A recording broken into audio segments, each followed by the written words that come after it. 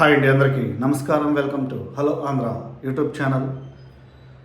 ఇప్పటికే Russia Ukraine యుద్ధంతో ప్రపంచమంతా కూడా చాలా తీవ్రమైనటువంటి ఆర్థిక మాంద్యంతో తల్లడిల్లిపోతుంటే అగ్నికి ఆజ్యం పోసినట్టు అధికార అధ్యక్ష పీఠం నుంచి దిగిపోబోతున్నటువంటి అమెరికా ప్రస్తుత అధ్యక్షుడు జో బైడెన్ తీసుకున్నటువంటి నిర్ణయం అనేది మూడవ ప్రపంచ యుద్ధానికి దారితీసేలా ఉంది అని వార్తలైతే వెలువడుతున్నాయి. దీనికి ప్రధాన కారణం ఏంటి అంటే, ఇప్పటిదాకా నాటో కంట్రీస్ అంటే ఇందులో ప్రధానంగా అమెరికా కెప్టెన్ అని చెప్పుకోవాలి, వీరందరూ కూడా యుక్రెయిన్కి వెపన్స్ సప్లై చేస్తూ యుద్ధాన్ని ప్రొలాంగ్ చేసుకుంటూ వస్తున్నారు. అంటే యుద్ధం ఎంత ప్రొలాంగ్ అయితే రష్యాకి అంత నష్టం, ఇక్కడ యుక్రెయిన్కి కూడా నష్టమే, కానీ నాటో కంట్రీస్కి పోయేదేమీ లేదు. ఎందుకంటే వాళ్ళంతా కూడా వెనకుండి వెపన్స్ సప్లై చేస్తున్నారు, బిలియన్స్ ఆఫ్ డాలర్స్ అనేవి పంపిస్తున్నారు. అంటే ఆర్థికంగా నష్టం ఉన్నప్పటికీ కూడా రష్యా పూర్తిగా దెబ్బతింటే అది దీర్ఘకాలికంగా ఈ నాటో కంట్రీస్కి లాభం చేకూరుతుంది అన్న ఉద్దేశంతో యుద్ధం అనేది ప్రొలాంగ్ చేసుకుంటూ వస్తున్నారు. అయితే వీరంతా ప్రొలాంగ్ చేసినా కూడా రష్యాని ఏమీ చేయలేని స్థితిలోకి వెళ్ళిపోయారు. అంటే ఇప్పటికీ 20% యుక్రెయిన్ భూభాగం అనేది రష్యాలోనే ఉంది, దాన్ని తిరిగి చేజిక్కించుకోలేకపోతున్నారు. అయితే మొన్న జరిగినటువంటి ఎన్నికల్లో డొనాల్డ్ ట్రంప్ యుద్ధాన్ని నేను ఆపుతాను, అదేవిధంగా ఇన్ఫ్లేషన్ పెరిగింది, జాబ్స్ లేవు అమెరికన్ సిటిజన్స్కి, ఇమ్మిగ్రేషన్ క్రైసిస్ కూడా ఉంది, సో ఈ అంశాలన్నీ కూడా నేను రిజాల్వ్ చేస్తానని చెప్పేసి ప్రామిస్ చేసి అమెరికా అధ్యక్ష ఎన్నికల్లో భారీ విజయాన్ని చేజిక్కించుకున్నారు. సో ఇప్పుడు డొనాల్డ్ ట్రంప్ని ఇరుకున పెట్టాలి, అదేవిధంగా ఈ యుద్ధం అనేది ఇంకా ప్రొలాంగ్ అయ్యేలాగా చేయాలి. అంటే ఏంటి, ప్రస్తుతం జో బైడెన్ చేతిలో అధికారం అనేది ఉంది. ఈ అధికారాన్ని ఉపయోగించి రష్యా మీద యుక్రెయిన్కి సప్లై చేస్తున్నటువంటి ATACMS లాంగ్ రేంజ్ బాలిస్టిక్ మిసైల్స్ని మీరిక వాడుకోవచ్చు, అంటే రష్యా మీద ఎయిర్ స్ట్రైక్స్లో వినియోగించుకోవచ్చు అని చెప్పేసి ఇప్పటిదాకా ఉన్నటువంటి ఒక నిబంధనని ఎత్తివేయడం జరిగింది, ఆ రిస్ట్రిక్షన్ అనేది తీసివేయడం జరిగింది.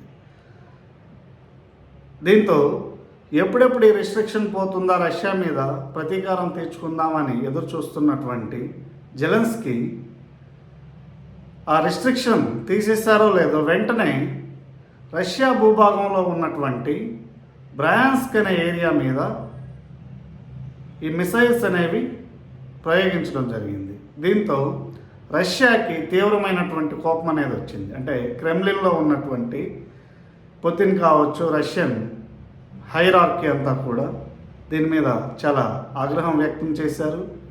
దీంతో వారందరూ కూడా ఒక నిర్ణయం తీసుకోవడం జరిగింది. అదేంటంటే, ఇక నాటో దేశాలు అనేవి ఇలాంటి కార్యక్రమాలకి ఒడిగడుతూ ఉంటే మనం చూస్తూ ఊరుకోకూడదు, అణ్వస్త్ర ప్రయోగానికి కూడా మనం వెనుకాడకూడదు అని చెప్పేసి న్యూక్లియర్ వెపన్స్ యూసేజ్ థ్రెషోల్డ్ని తగ్గించారు. అంటే ఏ క్షణమైనా కూడా న్యూక్లియర్ వెపన్స్ అనేవి మేము వాడటానికి సిద్ధమే అన్న సంకేతాలు అనేవి పంపించారు. అసలు యుద్ధం మొదలైందే నాటోలో యుక్రెయిన్ సభ్యత్వం గురించి. నాటోలో యుక్రెయిన్ సభ్యత్వం తీసుకుంటే అది రష్యాకి చాలా పెద్ద ప్రమాదం. ఎందుకంటే వెస్ట్ కంట్రీస్ అన్నీ కూడా రష్యా ఆధిపత్యాన్ని తగ్గించాలి, యూరోప్ అండ్ అమెరికా ఆధిపత్యమే ప్రపంచమంతా కూడా ఉండాలి. రష్యా ఆధిపత్యాన్ని తగ్గించాలి అంటే రష్యా పక్కనే ఉన్నటువంటి యుక్రెయిన్ నాటోలో జాయిన్ చేసుకోవాలి. సో అప్పుడు ఏమవుతుంది, రష్యా పక్కనే యుక్రెయిన్ భూభాగంలో నాటో ఫోర్సెస్ అన్నీ కూడా షెల్టర్ తీసుకోవచ్చు. ఇది రష్యాకి చాలా పెను ప్రమాదం కాబట్టి రష్యా ఒప్పుకోలేదు దీనికి. ఈ యుద్ధ సమయంలోనే రష్యాతో బార్డర్ షేర్ చేసుకుంటున్నటువంటి ఫిన్లాండ్, స్వీడన్ కూడా నాటో మెంబర్షిప్ తీసుకోవడం జరిగింది. దీంతో రష్యాకి ఇంకా చిరెత్తుకొచ్చిందనే చెప్పుకోవాలి. అయితే ఈ ప్రభావం అంతా కూడా పరిశీలిస్తున్నటువంటి స్వీడన్, ఫిన్లాండ్ ఏ క్షణమైనా కూడా మూడో ప్రపంచ యుద్ధం అనేది రావచ్చు, కాబట్టి if crisis are war comes అన్న నినాదంతో ఒక 32 పేజీల మ్యాగజైన్ లాంటిది ఒకటి ప్రింట్ చేసి వాళ్ళ కంట్రీలో ఉన్న సిటిజన్స్ అందరికీ కూడా పంచడం జరిగింది. డోర్ టు డోర్ దాదాపు 1 మిలియన్ ఫ్యామిలీస్కి ఇవ్వడం జరిగింది. ఎందుకంటే యుద్ధం ఏ క్షణానైనా రావచ్చు, యుద్ధానికి తగ్గట్టు మీరు ప్రిపేర్ అయ్యి ఉండాలి. అంటే ఇంటర్నెట్ సర్వీసెస్ బంద్ కావచ్చు, లేదంటే ఎలక్ట్రిసిటీ మొత్తం కూడా బంద్ అవ్వచ్చు, ఫుడ్ క్రైసిస్ రావచ్చు.